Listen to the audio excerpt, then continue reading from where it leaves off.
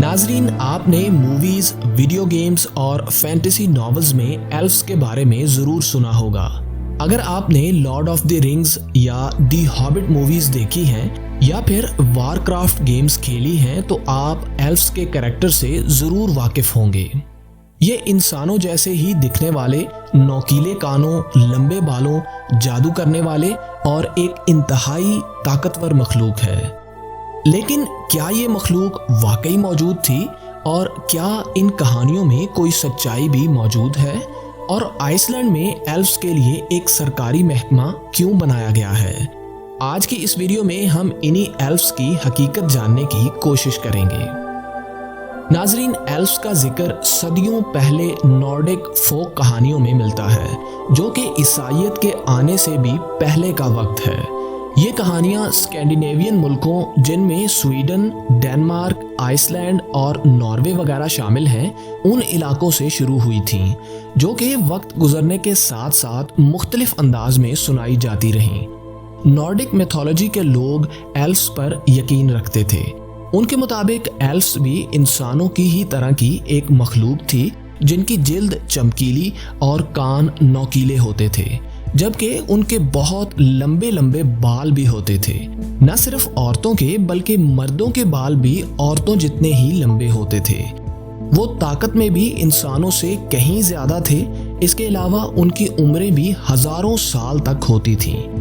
अब उनमें भी आगे मजीद 3 इकसाम बताई जाती हैं, जिनमें डार्क एल्फ्स, जो कि जादू करना भी जानते थे, जबकि हॉल्डूफॉक्स या ऐसे एल्फ्स जो कि साइज में बहुत छोटे और इंसानों को नजर नहीं आते थे, जबकि तीसरी किस्म वाइट एल्फ्स की थी।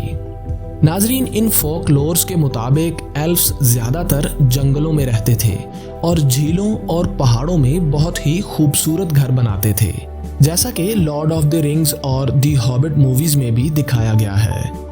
एल्फ्स को इतना मशहूर करने में ब्रिटिश ऑथर J.R.R. टॉलकिन का बहुत बड़ा हाथ है। उनके लिखे हुए नॉवेल्स दी हॉबिट और लॉर्ड ऑफ द रिंग्स ने एल्फ्स को इस दौर में भी बहुत मशहूर कर दिया है। गो के इससे पहले भी एल्फ्स पर कहानियां लिखी जाती रही हैं, मगर जिस खूबसूरत अंदाज और डिटेल में टॉलकिन ने एल्फ्स की कहानी बयान की है, वो इससे पहले नहीं हुई।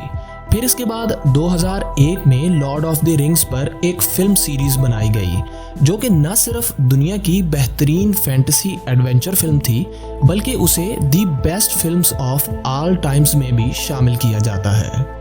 इन फिल्मों की शोहरत की वजह से एल्फ्स की शोहरत भी पूरी दुनिया में फैल गई।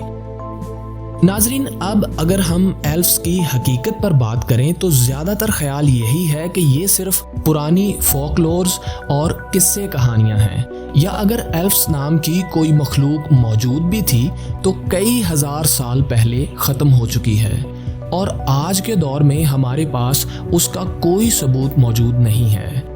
लेकिन स्कैंडिनेवियन मुल्कों और खासकर आइसलैंड में अक्सरियत अब भी एल्फ्स पर यकीन रखती है, जबकि बहुत से लोग इनको देखने और जंगलों से उनकी आवाज़ें सुनने का दावा भी करते हैं। इन दावों की संजीदगी का अंदाज़ा आप इस बात से लगा लें कि आइसलैंड में बाकायदा एक सरकारी महकमा एल्फ कमीशन के नाम से मौजूद है, जिसका काम ऐसी जगहों की हिफाजत करना है जहां पर मुमकिना तौर पर एल्फ्स रहते हैं।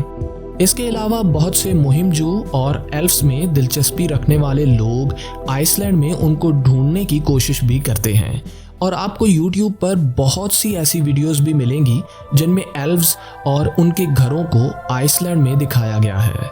लेकिन इन वीडियोस की हकीकत के बारे में यकीन से कुछ नहीं कहा जा सकता। नाजरीन, अगर आपको ये वीडियो अच्छी लगी तो इसे लाइक करें और दूसरों के साथ शेयर करें, और मेरे इस चैनल को सब्सक्राइब करना मत भूलिएगा, ताकि मैं आइंदा भी आपके लिए ऐसी ही इंटरेस्टिंग वीडियोस बनाता रहूं।